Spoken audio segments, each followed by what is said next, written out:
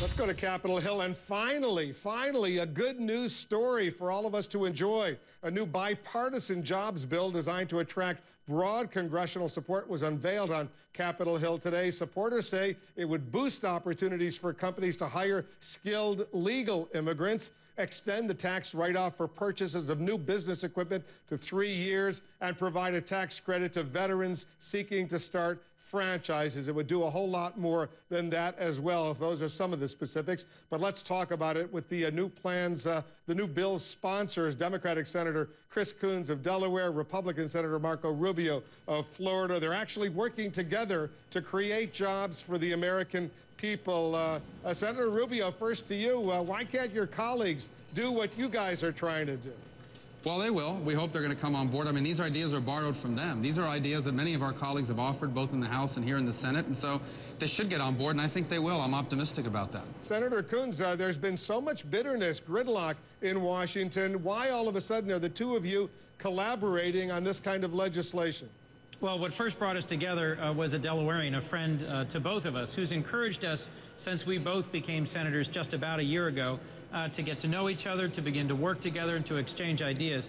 Privately, the senators I've met in my first year here, both Republican and Democrat from all across the country, really want to be working together. Sometimes it just takes being willing to take the risk, to make the first move, and I frankly think this has been a good collaborative experience for both of us. How much grief, potentially, Senator Rubio, do you think you could get from some of those Tea Party activists, conservatives, when they see you collaborating with a Democrat like Chris Coons?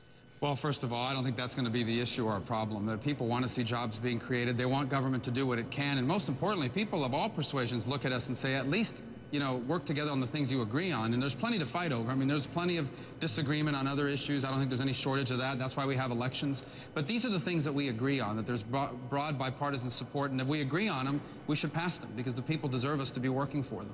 While all of this is commendable, Senator Coons, I want you to weigh in, because you're an authority on this part of the subject. I went through your proposals pretty carefully, and there's a lot of tax stuff in there. As complicated as the U.S. tax code is right now, doesn't this, for all the positive benefits, potentially further complicate the U.S. tax system?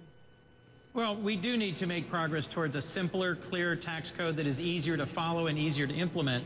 But in an environment where we haven't yet done comprehensive tax reform, I think the simple, positive tax changes that this bill proposes, things that have enjoyed bipartisan support, both houses, both parties, are worth moving forward. These are things in this bill that would encourage small business formation, small businesses going public, small businesses being able to grow.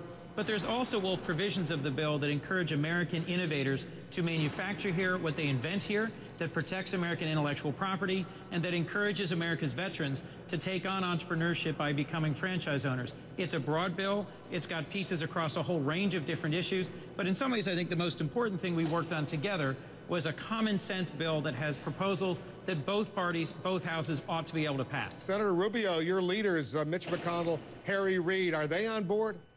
Well, I haven't spoken to Senator Reid. I can tell you Senator McConnell has already publicly said that he thinks it's a good idea, and I hope we'll enlist his help in moving it forward. I'll let him speak more about that, but I'm optimistic. I mean, really, these are ideas that people have come on board and supported already. There really is no excuse and no reason why this thing shouldn't pass fairly quickly. Have you spoken to Harry Reid, Senator Coons? I've spoken with folks who work for Harry Reid, with others in leadership, and many of the senators who I've approached in the weeks leading up to today and today in my caucus were very responsive. They're looking at it, and it's my hope, as it is Senator Rubio's, that we will quickly see the number of co-sponsors grow, and that we'll also see folks in the House decide to join us in what I think is a very common sense, passable package of job-creating reform. Have you checked in, Senator Coons, with your friends over at the White House? Not yet. Why not?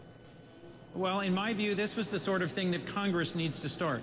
Many of these proposals actually came out of either the President's Jobs Council or the President's Jobs Act. So I didn't expect that it would run into any opposition from the White House, since many of the ideas in here were originally proposed to the Jobs Council, which the President formed. In fact, Steve Case, who's one of the leaders of Startup America, the entrepreneurship initiative formed by the White House, and who serves on the President's Council on Jobs and Competitiveness, spoke today when Senator Rubio and I announced the introduction of the bill. He spoke very positively in favor of it. So it's my hope, my expectation, that most of the elements of this bill will enjoy support from the administration. Senator Rubio, we're out of time, but a quick political question. Florida primary coming up not that long away, end of January. You ready to endorse any of these Republican candidates? No, and I probably won't. I'm excited about Florida's role, though, and I'm excited about the issues that the candidates will have to face, and looking forward to your national security debate that's coming up soon. 1 week from today, next Tuesday, if both of you want tickets into Constitution Hall, talk to me. I think I can help you get in. Great. Hey, guys, thanks very much. We're really hopeful that maybe this is a sign that Democrats and Republicans finally can work together and do something productive for the American people. Let's hope it works out. Good luck. Thank you. Thanks.